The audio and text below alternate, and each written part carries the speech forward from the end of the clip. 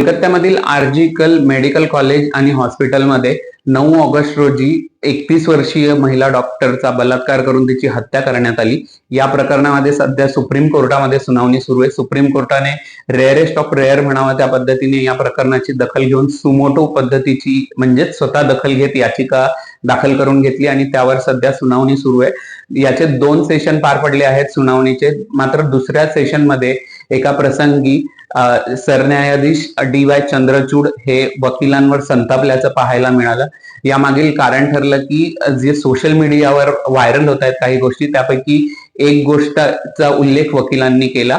वकिलांनी सुप्रीम कोर्टासमोर आपली बाजू मांडताना सोशल मीडियावर सदर पीडितेच्या शरीरामध्ये 150 मिलीग्रॅम वीर्य सापडल्याचा उल्लेख केला। मात्र हे ऐकताच सरन्यायाधीश चंद्रचूड हे प्रचंड संतापले आणि त्यांनी सोशल मीडियावरील गोष्टी आम्हाला सांगू नका, पीडितेच्या पोस्टमॉर्टमचा रिपोर्ट आमच्याकडे आहे अशा पद्धतीचं भाष्य केलं। त्यापैकी 150 मिलीग्रॅम म्हणजे काय याची आम्हाला कल्पना आहे अशा पद्धतीचं विधान त्यांनी थोडं उद्वेगाने केल्याचं पाहायला मिळालं।